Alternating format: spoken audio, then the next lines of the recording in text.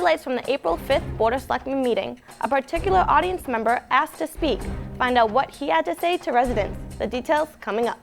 Plus, highlights from this week's planning board meeting. See what new business is coming to Shaker Road. Also ahead, a recap of the latest Kindness and Compassion Endeavor, a program put on by the Council on Aging that allows participants to give back to their community. Plus, the school committee received an update from Senator Eric Lesser, the story ahead.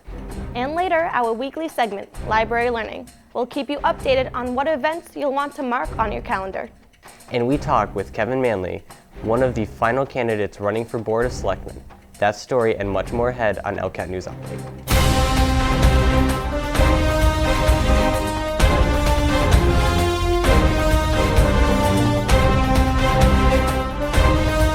Good evening, I'm Rebecca Green. And I'm Anthony Federici. We begin tonight with the April 5th Board of Selectmen meeting.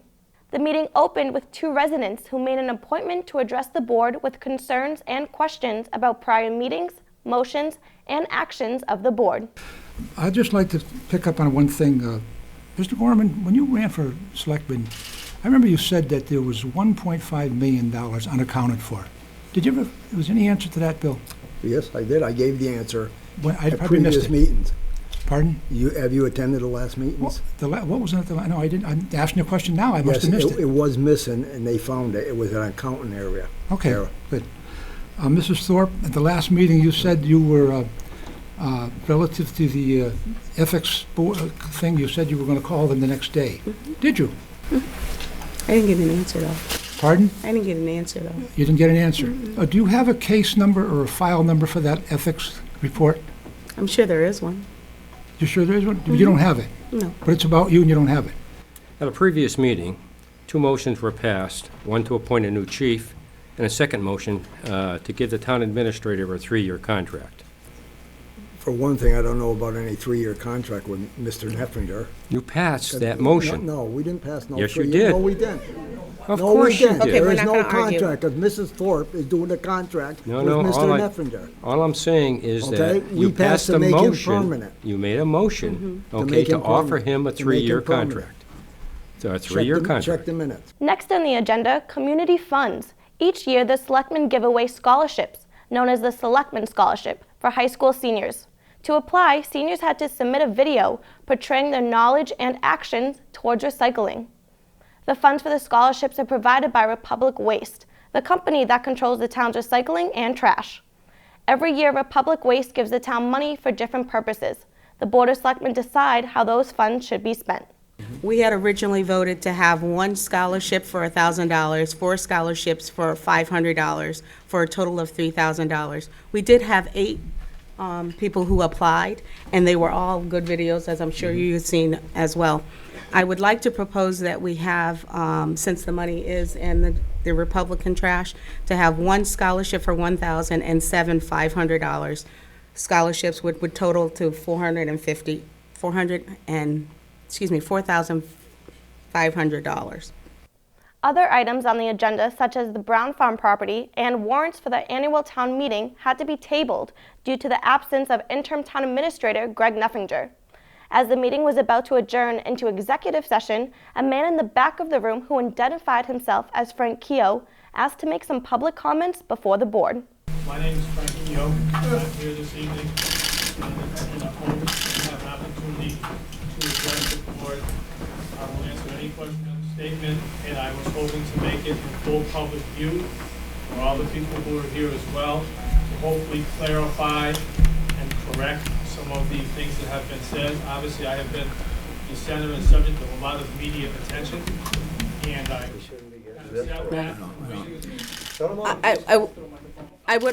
I would ask, because, excuse me, hello? I just want to say this is not the open forum. However, if you'd like to get on the agenda for the next meeting, we certainly will entertain that at that time. But at this time, we don't have an open forum. We are about to, the motion has been moved and seconded to go into executive session.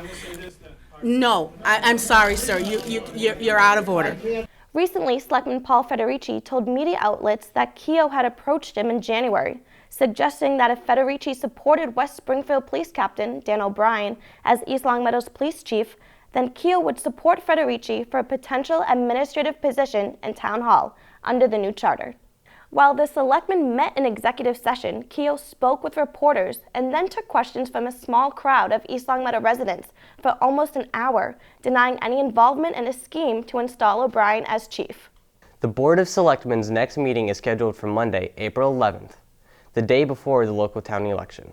Residents will vote between two final candidates running for position on the Board of Selectmen. Last week, LCAT talked with finalist William Arment. This week, we have Kevin Manley, who shares his goals for the town if elected. There's some residual issues that are still present with the, contract for the town manager / town administrator. Where are we going to go with that? What's our liability on as far as Chief Mellis's salary because of his contract? I want to call it a golden parachute, but his safety clause in his contract. So I know we're going to have to look for appropriations there, possibly up to 18 months. So there's some issues that we have to take a look at. We need to find out, where do we go from here? There's some changes that could happen with the government. We could have a whole new system in place. We could have another election in July. If nothing changes, then we need to get down to business and start doing things. We need to look at some issues. So do we create the human resources department? Do we look at funding for a new high school? Is it a possibility that we have to look at a fire department that's full-time instead of call? So there's some issues out there that I think that we need to look at, take a serious look at. There's expenditure issues that we need to take a look at, that we need to work together as a team, reach out and get the feel for what the community wants us to do as selectmen. At the town election, residents will also vote on the charter. On Wednesday, April 6th, John Mayberry, chairman of Board of Public Works, served as a concerned citizen and hosted a public forum where he addressed his thoughts about the proposed charter. And I'm here tonight to just moderate the East Longmeadow Open Public Forum that'll allow us to talk about the East Longmeadow Home Rule Charter and your decision, because it's your decision. In the past 3 weeks, we've received a document that has quite a bit of language in it. It has quite a bit of legal language in it, and it has some things that you really have to read a couple times to get a good handle on it. So I wanted to maybe just kind of go through a few of them. I am tonight just presenting so that hopefully on the 13th, when I wake up in the morning, I know that I've done what I thought I had to do, which is make sure people actually, when they go to make a decision and make a vote, they're making it based on what's included in this document. So just to kind of keep things in perspective. But when we got our home rule charter in the mail and we started to look through it, when you look on page 3, and I put some pages in here if anybody brought your book, look on page 3, second paragraph, it says the intent of the proposed charter is to offer the people of East Longmeadow an historic opportunity to make major changes. I only highlight that to make you understand this is a historic change. This isn't like one or two little things, it's big, and we all need to understand it. And many townspeople have inquired, it's written right in there, in having a multiple choice ballot with a choice of governments, and was that possible? Well, it's not, because the charter we have is the one that's presented. So that's the one we have to make our decision on. Citizens' referendum procedures on page 20. If we don't like the final vote of the council, within 21 days we're going to get 500 signatures. We're going to submit that. It needs to fall within the parameters, it's got to be done the right way, has to be something that can be pulled through a referendum process. If they still don't agree with what we're doing, we get to go out and get 500 more signatures, different than the first 500, to get it onto a ballot. In closing, Article 8, page 21, the citizens' relief mechanisms, these are all the ones that actually are ineligible measures. So we can't, proceedings related to internal organization of the operation of the town council or the school committee, any emergency measures, town budget or school committee budget as a whole, any appropriation for payment of the town's debt or debt service, proceedings related to the appointment, removal, discharge of employees, promotion, transfer, demotion, all that stuff. So everything there on page 22, we don't have a voice in that. That's just going to happen. But we do have a citizens relief mechanism. any holder of the elected office in town, more than 6 months remaining on the term, and after 6 months within the term. So those are 7 council members and 5 school committee members. Mayberry invited questions and comments from those in attendance.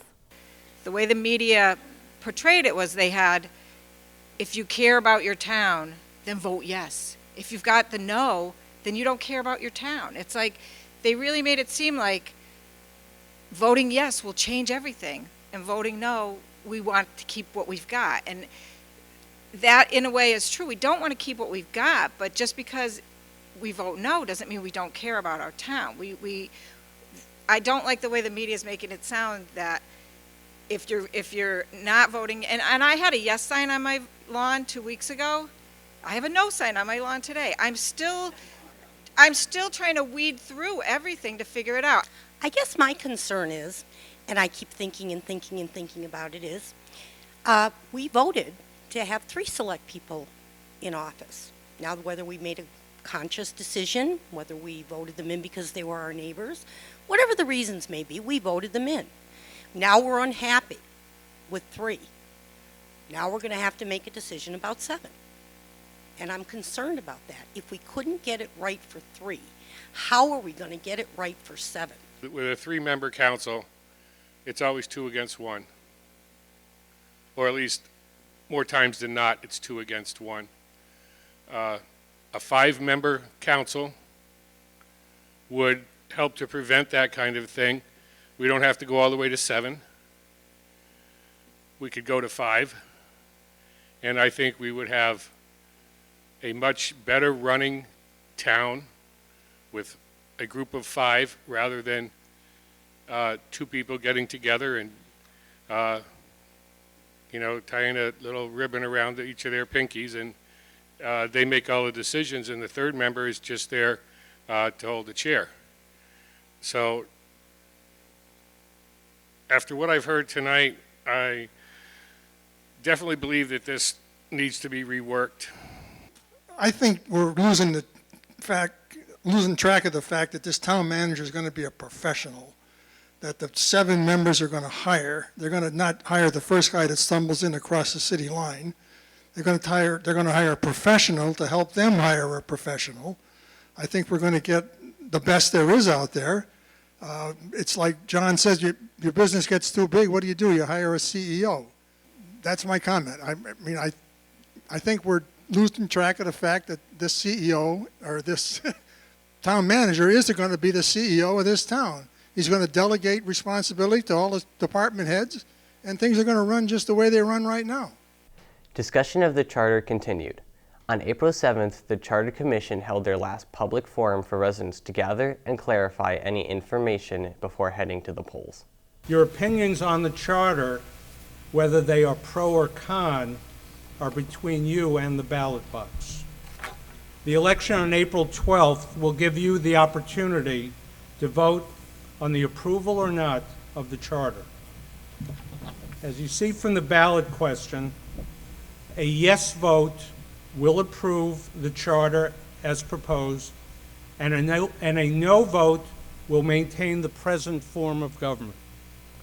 There have been suggestions that there are portions of the proposed charter that can be easily tweaked and that we should delay approval so that slight changes can be accomplished.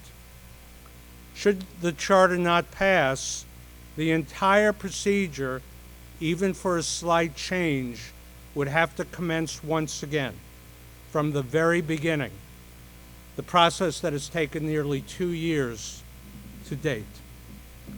Some of the highlights of the proposed Home Rule Charter are: the town meeting will be replaced with a 7-member elected town council with 3-year staggered terms. The town council will hire a town manager, approve the town's budget, and enact bylaws.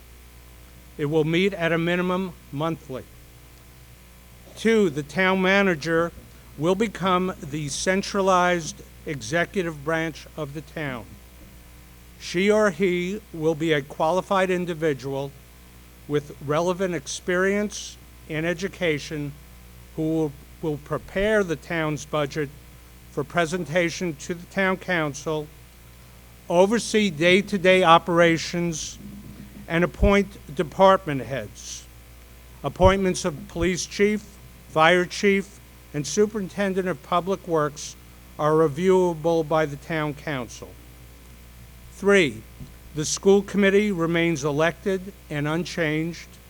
The Board of Selectmen is dissolved, and the remaining elected boards become appointed.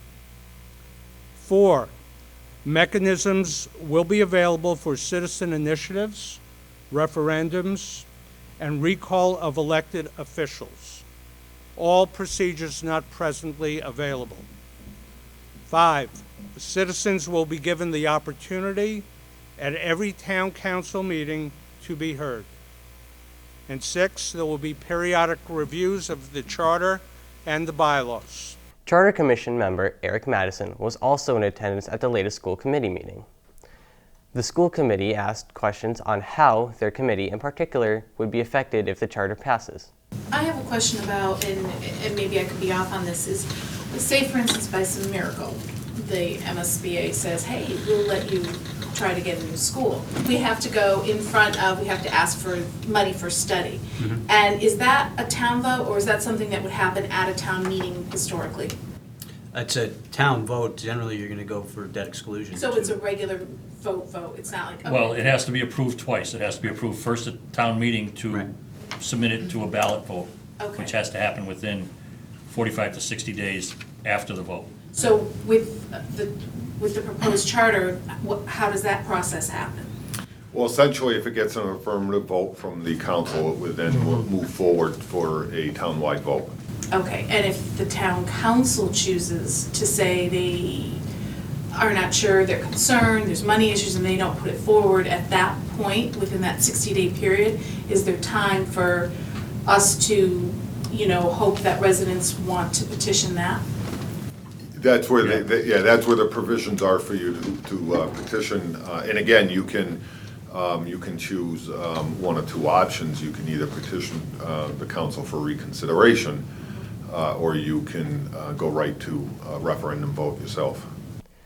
The meeting proceeded with a visit from State Senator Eric Lesser, who gave the school committee an update on what issues he has been working on in the legislature on behalf of East Longmeadow.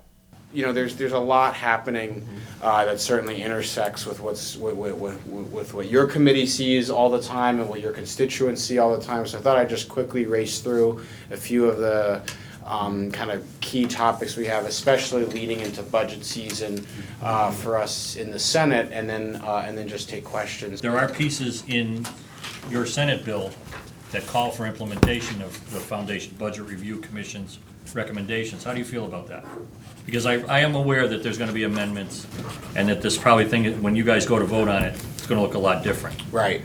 But I just want to get your feeling on that part that specifically speaks to Foundation Budget Review Commission's recommendations and its inclusion in this bill. Right. So my feeling is this.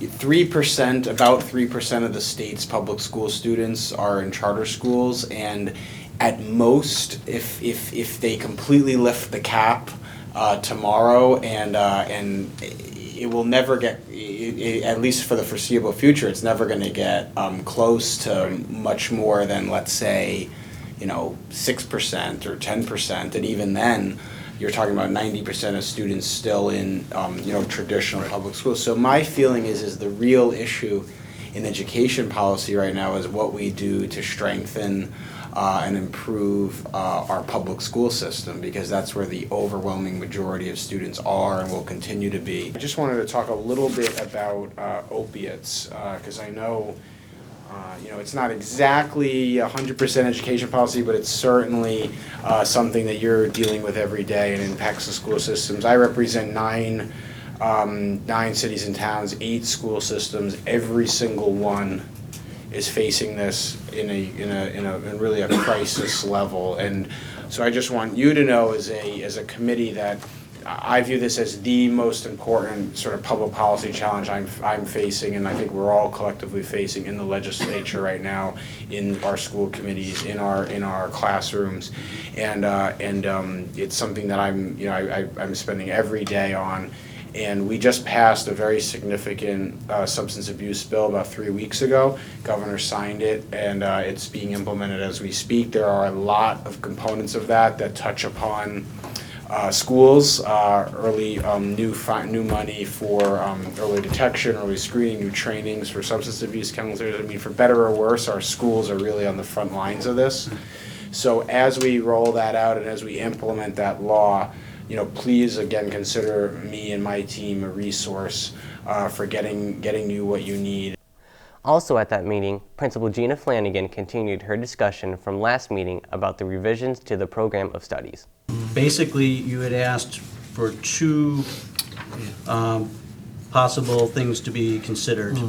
You had a language revision, which is in your packets. You have in red the original revision, which is still there, which I think was recommended not only by the Principals Advisory Council and the school administration and school council. And then you have also in red but underlined language that came from the policy subcommittee through Attorney Alice Peasy. So that was one discussion item. The second discussion item was picking up the discussion on independent study and possibly adding the idea of second semester juniors being eligible for independent study. Both of which I think went back to the Principals Advisory Council, our committee, and was discussed. And I think as I explained last time, we were getting ready to actually kind of eliminate the independent study because of all the issues that were discussed last time. Students not taking it very seriously and not upholding the program with the integrity it's supposed to. Colleges do not look favorably on independent studies for many reasons, particularly because they want to see the student taking the most rigorous program available that's processed through the school. The other thing that they mentioned to me was that when an independent study is put on a transcript, it does not state what the great idea was that they were working on, just as independent study. So for that reason, it doesn't look favorable on a college transcripts. The meeting ended with the annual vote on whether or not East Longmeadow should participate in the school choice program. The program would allow students from other towns to enroll in East Longmeadow school system. Every year, the school committee needs to discuss and then ultimately vote on whether to participate in the state school choice program. The leadership team did discuss this, and the recommendation from the leadership team was that if this is a direction that the school committee would like to go, certainly the leadership team saw it as a way to continue to diversify student population, but they would strongly recommend that you look at areas where, one, students can enter grades early on, where maybe enrollment is lower than other grade levels, and then therefore go through the East Longmeadow Public Schools from an earlier grade all the way through to grade 12. Angle, though, it appears the class size averages are where we would want them to be and not necessarily higher than they are. I mean, there's a couple that are low, but Maple Shade really is not in any shape to take on additional students, even though some of the class size is Mountain View either. Yeah, exactly. Roll call vote. Start with Mr. Fonseca. No. Mr. Mazzy Boucher. No. Mr. Thompson. No. Ms. Mayo. No. Mr. Pacheco, no. So we have not doing school choice for the 2016-2017 school year. Moving on to another town meeting, the planning board met on April 5th. The meeting started with a request for a new business. A yoga studio is in the process of coming to Shaker Road. Name of proposed business is Sweat Power Yoga. Owner of business is Shannon Rolston. Hours of operation are by appointment only. Number of employees are 2. Summary of business is offering group classes and private yoga instruction. We'll keep you updated on this site when more information becomes available. The meeting then moved on to cover administrative issues. First up, an ongoing topic that has been brought up at other town board meetings regarding the request of MGM funds. It's come to my attention that the town administrator has requested monies from MGM that was set aside for the town to do a review, a study of the Rotary. I know it was stated that He approached department heads, asked if they were all in favor, and to my knowledge, he never approached our department. We never spoke about this as a board. I know I can personally say that I would not be in favor of spending money on a study for the Rotary. I believe there's already been 5 or 6 of them done. And I think we just want to put it out there. I don't know if we want to send a letter to the board just stating that at no time were we ever approached, and if we were, we would not be in favor of a study at this time. I would not be in favor of a study. I'm not in favor of a study of the Rotary. I think it's been done on numerous occasions, possibly even more And times than 5 or 6. nothing's going to change anyways. I mean, it's constructed to a point where there are no changes. I mean, No. or very minor, if any. Dead set against it. The cost to the town would be astronomical. Yeah. If any changes were even proposed that were able to work, which I don't see likely. It's been done time and time again. So, being a majority of the members, should we vote to send a letter? Mm-hmm. Do you want to send it to MGM, or do you want to send it to the Board of Selectmen, or do you want to send it to both? Well, I'm not sure MGM would have anything to do with it because Well, the they're the money's ones that are coming in. leaving, they're the ones that are determining the money. Oh, they're determining how it's being spent? Yes. Oh, I thought there is just going to be a bag of money to the town. No, it's and the town would be- $100,000, and the town has until 2017 to quote earmark it. Mm-hmm. And there it's other for things we could mitigation. earmark it for? Yeah, and it's mitigation for damages that the Okay, casino has caused, and Yeah, I think there's a lot of other issues that are going to be affected by MGM other than the Rotary, so whatever we need to do. right, what if I put a letter together? You can look at it and then decide who you want it to go to. I would be in favor of that. Okay. The next administrative issue, Stretch Energy Code. The Stretch Energy Code is an optional appendix to the Massachusetts Building Energy Code that allows cities and towns to choose a more energy efficient option. It was brought to the planning board's attention that the town administrator was looking to put together a warrant article with regards to the Stretch Energy Code. This is something that I believe it was 3 or 4 years ago, Robin? 2010. In 2000, wow. Well, That was quick. there's a big difference between the old Stretch Energy Code and the new Stretch Energy Code. They're not the same code. In 2009, the Stretch Energy Code came about and was sought after by the towns, many towns surrounding us in 2010, 11, and 12, and so forth. Munson, to my knowledge, was the first in our area to adopt it. Now, in July 1st, 2015, the IECC 2012 has been adapted, which is a more stringent code than the old Stretch Energy Code. Now, any town looking to approve the new Stretch Energy Code would be approving the new 2012 Stretch Energy Code. Do you mean Stretch Energy, or do you mean Building Code? I mean Stretch Energy. Okay. They have come out with a new one.